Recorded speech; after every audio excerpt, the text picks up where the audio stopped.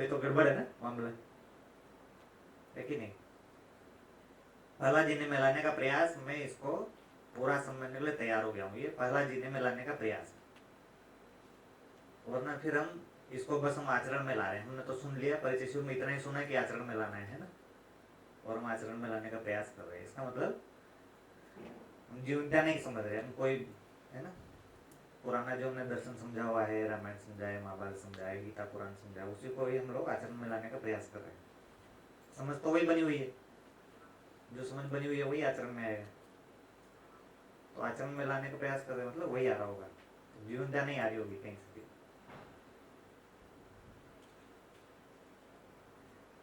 बड़ा अंतर हो गया ना, कितना छोटी सी चीज है। आचरण के बाद जीवनता भी कर रहा है, पर वो समझने के बाद होता है, ये बात कर रहा है।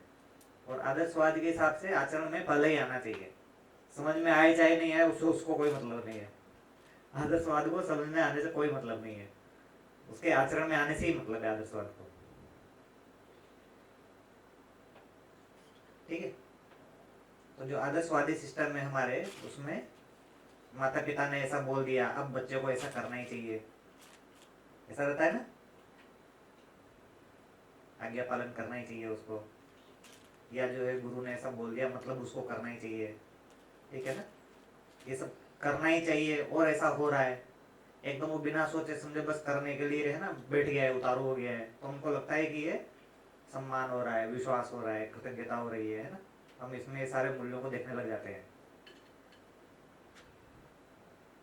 तो अगर उसमें समझ में नहीं आया उसको और वो मानवतापूर्ण आचरण कर रहा है, तो दर्शन की भाषा में उसको मानवतापूर्ण आचरण नहीं बोलेंगे। कितना भी अच्छे से अच्छा आचरण हो, अगर बिना समझे किया जा रहा है तो उसको मानवतापूर्ण आचरण दर्शन के हिसाब से बोलेंगे ही नहीं। एक आदमी लाखों करोड़ों दान दे रहा है, ठीक है, तो क्या लगता है मानवतापूर्ण आचरण है कि नहीं है? दर्शन के हिसाब से नहीं है। अगर उसको अस्तित्व दर्शन ज्ञान और जीवन ज्ञान समझ में नहीं आया है और वो लाखों करोड़ों रुपए दान दे के आ रहा है कहीं पे, मतलब वो मानवतापूर्ण आचरण ज्ञान नहीं है। तो ऐसे ऐसे अपन भ्रम में फंस जाते हैं, है ना।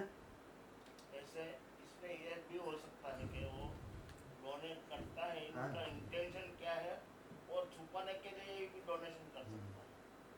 तो उस व्यक्ति ने जब अपने आचरण को दर्शन से और जीवन से जोड़ा है, तब उसको मानवतापूर्ण आचरण बोलेंगे। अगर उस व्यक्ति ने कोई आचरण किया और जीवन और दर्शन से नहीं जोड़ा उसने, तो उसको मानवतापूर्ण आचरण नहीं बोलेंगे। फिर ये खाली बोलने की बात नहीं है, उससे उसको कुछ खुद भी कोई तृप्ति नहीं हो रहा होगा। ऐसा हम बोलने की बात नहीं कर रहे। जब भी हम बिना समझे कोई काम करते हैं उसका हमको तृप्ति नहीं मिलता है कि नहीं। जैसे उसकी जगह पर अपने आप को बैठा के देख लीजिए, हम जब भी कोई किसी को पैसा दान करने जाते हैं तो हमारे अंदर कुछ कैलकुलेशन शुरू हो जाती है, इसको 100 दे दूँ तो कैसा रहेगा, 1000 दे दूँ तो कैसा रहेगा, ऐसा कैलकुलेशन शुरू हो जाती है ना।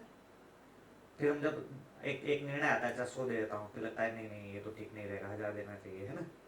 फिर अंदर से हाँ तो ठीक है 1000 दे देता हूँ, नहीं नहीं ज़्यादा हो जाएगा, 100 देना चाहिए, है ना। ऐसा होता है कि नहीं होता है? 100 और 1000 में तो इतना कैलकुलेशन हो रहा है। मान लो एक आदमी 1 करोड़ रुपए दे के आया, अब कितना कैलकुलेशन चलेगा उसके अंदर?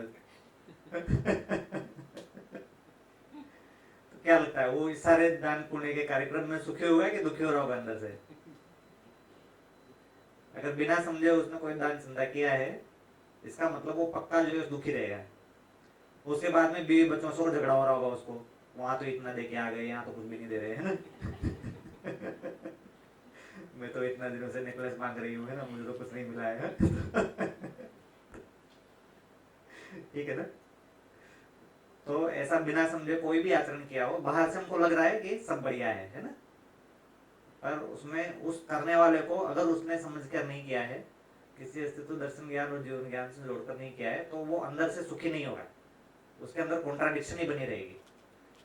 उसके साथ वो कितना भी बाहर उदारता वाला काम कर रहा हो उसमें भी कॉन्ट्राडिक्शन बनी रहेगी, कितना भी क्रूरता वाला काम कर रहा हो तो भी कॉन्ट्राडिक्शन बनी रहेगी। नहीं, किसी को डांट पीट दिया, अब जो है समझ में तो आया नहीं है प्रेम क्या सही करना चाह रहे थे, भाई डांटते इसीलिए भाई उसको सुधारना है, और समझ में तो आया नहीं कि क्या सुधारना है, तो वो सारे डांटने वाले कार्यक्रम के बाद क्या होगा, आदमी को उसको गिल्ट आएगा, है ना, गड़बड़ कर दिया मैंने, अपराध भाव। हाँ अपराध भाव आएगा, है ना। तो बहुत सारा पैसा दान करके आ गए तो भी अंदर से दुखी रहेगा आदमी, और दुखी हो जाएगा। बहुत सारा किसी को डांट पीट करके आ गए तो भी अंदर से और दुखी हो जाएगा। मतलब वो कुछ भी कर ले, दुखी रहना है अंदर उसको। अगर समझ में नहीं आया तो वो कितना भी मानवीय आचरण कर ले उससे भी दुखी होगा, कितना भी मानवीय आचरण कर ले उससे भी दुखी होगा। ठीक है, समझ के बिना कोई मानवीय अमानवीय डिफाइन ही नहीं होता है। ठीक है, तो दर्शन में जो बोल रहे हैं कि ये जो यहाँ पर इसको अपन दर्शन बोल रहे हैं, इसको अपन समझ बोल रहे हैं, ये समझने का एक भाग है। दर्शन का मतलब क्रम। दर्शन में क्या चीज देखते हैं अपन, क्रम को देखते हैं। जैसे अस्तित्व में अपन क्रम को देखते हैं कि पदार्थ अवस्था है, उसमें विकास हुआ तो विकास क्रम हुआ। ठीक है, पेड़ पौधे आए उसमें विकास हुआ तो इसका अपन दर्शन का मतलब होता है क्रम, एकदम पूरा बिंदु से लेके और पूरा अस्तित्व को पूरा, है ना, सिंधु तक देखना है, इस चीज को बोले दर्शन। तो ऐसा पूरे अस्तित्व को या क्रम को हमने देखा है, इसको बोले अनुक्रम। अस्तित्व में हमने क्रम को देखा मतलब अनुक्रम, तो दर्शन मतलब क्रम। ठीक है, तो यहाँ पर अपन इस पूरे क्रम को समझने की बात कर रहे हैं। और जीवन मतलब, जीवन में जिसको अपन अनुभव बोल रहे हैं, उस अनुभव में क्या है, बिंदु है, वो क्रम नहीं है। वो अनुभव क्या हो गया, बिंदु हो गया। ठीक है, वो या तो है या नहीं है। ठीक है, तो इसको अपन बोल रहे क्रिया पूर्णता, इसलिए इसको पूर्णता बोल रहे हैं। क्रिया पूर्णता है, पूर्णता मतलब या तो है या नहीं है। ठीक है, तो यहाँ पर जब अपन यहाँ से यहाँ आए तो पहले क्रिया पूर्णता की बात हो रही है, और फिर उसके बाद जब ये पूरा जीने में आया तो उसको बोल रहे हैं आचरण पूर्णता। तो पूरा जीने में आ गया वो। पूरा जीने में आने का मतलब कैसे है कि वो एक मानव से लेके और परिवार से लेके, है ना, मानव का ही परिवार है, और समाज, राष्ट्र, है ना, मतलब ये पूरा संविधान, यहाँ तक कैसे जिया जा सकता है। आचरण पूर्णता मतलब ये जीना पूरा समझ में आएगा कि एक मानव परिवार में कैसे जीता है, एक मानव पूरा मानव जाति के साथ कैसे जिएगा, और पूरे संविधान के रूप में पूरी धरती के साथ कैसे जिया जा सकता है। ये जो दर्शन है उसको शिक्षा में कैसे लाया जा सकता है, इसको व्यवस्था में कैसे लाया जा सकता है, ये पूरा चीज समझ में आ गया, तब उसको बोल रहे मान्यतापूर्ण आचरण ज्ञान। ठीक है, तो ये मान्यतापूर्ण आचरण ज्ञान क्रिया पूर्णता के बाद हो रहा है। आचरण पूर्णता कब हो रहा है, क्रिया पूर्णता के बाद हो रहा है। आचरण पहले आएगा मतलब आचरण पूर्णता पहले कोशिश हो रही है। पहले कोशिश तो क्रिया पूर्णता का होगा ना। ठीक है, तो ये उल्टा है। तो अगर हम आचरण पूर्णता को पहले लाने की कोशिश कर रहे हैं, मतलब जो पहला स्टेज है वो पहला स्टेज ही समझ में नहीं आया, अनुक्रम ही समझ में नहीं आया। इसका मतलब तो अनुक्रम में तो मानव चेतना पहले आएगा, फिर देव चेतना आएगा, फिर दिव्य चेतना आएगा। तो ये भी एक दर्शन का ही एक भाग है, तो दर्शन का ही एक भाग है कि हम समझने के लिए पहले तैयार हो गए। हमको पहले ये तो समझ में आए कि क्रिया पूर्णता होना है पहले, है ना, उसके बाद आचरण पूर्णता होगा। ठीक है, तो उसके साथ में ये अनुभव क्रिया के पहले क्रम भी आ गया उसमें, जिसको हम बोल रहे हैं यहाँ पर भास, आभास, प्रतीति, अनुभूति, वो बाकी जीवन की क्रियाओं में आ गया। तो ये अस्तित्व को देखने का क्रम और ये जीवन के बाकी सारी जो क्रियाएं हैं उनका क्रम, ये साथ में ही चल रहा है ना। इसलिए यहां तक दर्शन है, इसलिए बुद्धि तक जो है दर्शन है। आत्मा में जो बुद्धि की क्रिया है वो क्या कर रही है, दर्शन कर रही है ना, अनुभव नहीं कर रही हो। तो दर्शन क्या है, क्रम से होता है, और उसमें विश्लेषण भी एक भाग होता है। ठीक है, दर्शन का एक पार्ट हो गया विश्लेषण, इसका एक छोटा सा भाग विश्लेषण हो गया। विश्लेषण मतलब एक ही क्रिया हो गई ना, फिर बाकी तो 3 क्रिया और है, तो दर्शन का एक भाग हो गया वो। ठीक है, लेकिन वो एक भाग है, अब हम सोचे कि हमको जो है पूरा विश्लेषण तो हो नहीं रहा है और हम जो है इसको पूरा सिर्फ जीने में आ जाएगा। अभी ज्यादा समस्या वही है, हम पूरा वाङ्मय क्यों नहीं पढ़ना चाहते, क्योंकि हम विश्लेषण क्रिया से ही भागना चाहते हैं। तो जगह यार कौन सोचेगा इतना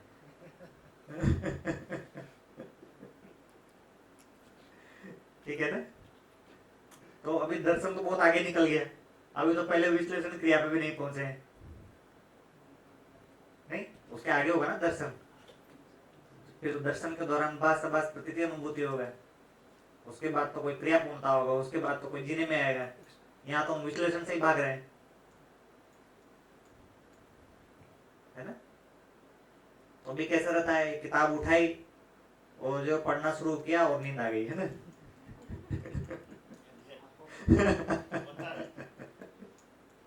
ये नींद आ गई मतलब क्या हुआ, नींद आ गई मतलब, हाँ नींद आ गई मतलब यहाँ पर एक मन में पहले आस्वादन की क्रिया होगा, विश्लेषण तो बाद में होगा ना, पहले आस्वादन होगा, है ना। तो यहाँ पर मन है, तो शरीर को कौन चलाता है, मन चलाता है। तो ये नींद आ गई मतलब मन ने शरीर को सुला दिया, है ना। हाँ शरीर को सुला दिया, है ना, कि यार ये जो क्रिया चल रही है थोड़ा मेरे को परेशान कर रही है ना, मेरे आस्वादन में बाधा हो रही है। प्रिय नहीं है, हाँ, प्रिय तो में नहीं है, हाँ? प्रिय में नहीं है मतलब। हाँ प्रिय नहीं है, तो इसमें मन जो है उसको शरीर को सुला देगा, है ना। इसलिए ब्रेक में चाय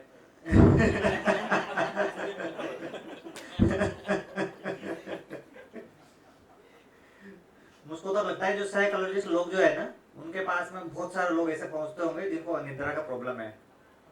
नहीं, बहुत सारे लोग ऐसे पहुंचते ही हैं, क्योंकि कोई भी साइकोलॉजिकल प्रॉब्लम होगा सबसे पहले तो नींद उड़ेगी आदमी की, इसलिए सारे के सारे लोगों को अनिद्रा का प्रॉब्लम तो होता ही नहीं है।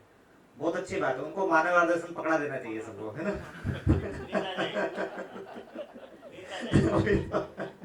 अभी वो क्या है, कुछ ड्रग्स दे देते हैं उनको, है ना, तो उसके बाद भी पता नहीं वो सोते हैं कि क्या करते हैं, बेहोश हो जाते हैं उससे, है ना। नींद तो आती नहीं है उनकी दवा से, बेहोश हो जाता है आदमी। नहीं, फिर दिन को सोते रात को जगते ही है। हाँ तो सबसे बढ़िया काम ही होना चाहिए, मानव दर्शन पकड़ा दो उनको, पढ़ते आदमी सो जाएगा ना इसमें भी ऐसा हो कितना बड़ा समाधान है ना समाधान तो है, इसमें हो सकता है ये पहला पेज देखने के बाद ये तुम्हारे पास रहने दो, मेरे काम की चीज नहीं है, हाँ। वहां से शुरू कर। हाँ नहीं, काम की चीज है ना, उसको नींद आएगी उसे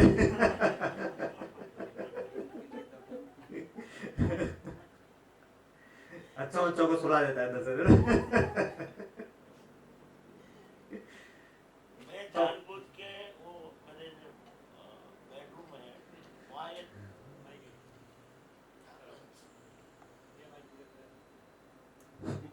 मैं जानबूझ के ये जो 3-4 बुक जो मैंने सॉफ्ट कॉपी नहीं और हार्ड कॉपी है वो घर पे ऐसे रखता हूँ कि किसी का ध्यान जाता है, कब हाथ में लेते हैं, क्या देखते हो, वो ऑब्जर्व 6 महीने से कर रहा हूँ, अभी तक किसी ने किया नहीं, 6 महीने से।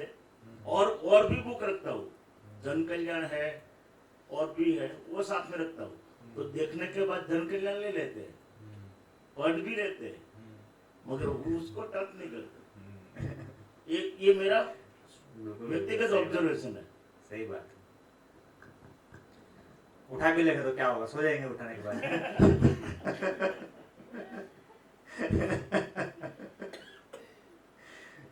तो विश्लेषण तो हमको करना जरूरी है ना, तो इसलिए अपन ये जो अध्ययन शिविर है इसका पूरा का पूरा लक्ष्य होता है कि आदमी ये 13 किताब को समझ नहीं ले, ऐसा कोई लक्ष्य नहीं है ना, इसको समझने के लिए तैयार हो जाए, ये लक्ष्य है। समझने के लिए तैयार हो जाए मतलब इन किताबों को पढ़ने के लिए तैयार हो जाए, उत्सुक हो जाए, हाँ उत्सुक हो जाए और इनको मतलब पढ़ने के लिए तैयार हो जाए। ये पूरे अध्ययन शिविर का लक्ष्य इतना ही रहता है। प्रायोरिटी में।